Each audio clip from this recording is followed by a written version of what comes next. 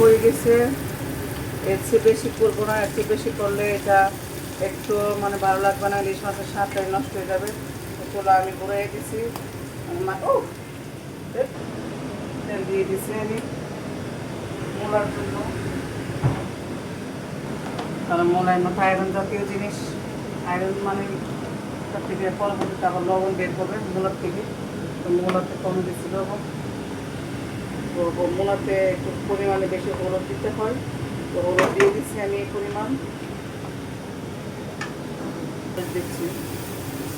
তো মরিচটা না দিলে ভালো লাগে না, কারণ এখন তো মূলা আর আগের মূলার মতো নয়, নতুন মূলা জাল লাগে, আগের মূলা মিষ্টি লাগবে।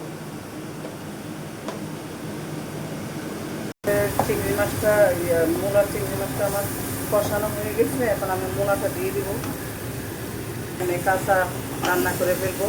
তো আমি সবসময় মূলা কাঁচায় রান্না করি, এটা আমার কাছে ভালো লাগে। তো অনেকে বলে যে মূলা নাকি সিদ্ধ করে ফেলতে হবে, সিদ্ধ করা যায় সমস্যা নেই, আবার এইভাবে রান্না করা যায়, কোনো সমস্যা নেই। রান্না আপনি যেভাবে করেন করার জন্য কষানো হয়ে গেলে পরে আমি আবার ঝোল দিয়ে দিব।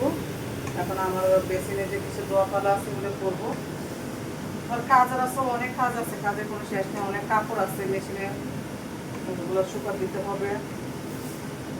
তারও জোরটা শুকিয়ে গেছে, আর একটু জোর দিয়ে দিচ্ছি, কারণ কষানো হয়ে গেছে বন্ধুরা, জোর দিয়ে দিচ্ছি মূলাতে।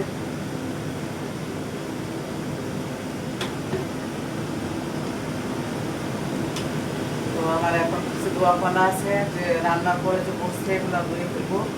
ধোয়ার পরে আমি নিচে যাব কাপড় নিয়ে, নিচে আমার বেশি একটা যাওয়ার পর না, 2 দিনে একবার, একদিনে একবার এরকম, কারণ নিচে আমার তেমন একটা কাজ নেই, ছুটিতে যায়। আর রান্নার সময় যখন শুকা দিয়ে আসি তখন শুকনাগুলো নিয়ে আসি, আর ভিজাগুলো দিয়ে আসি, এই আমার কাজ।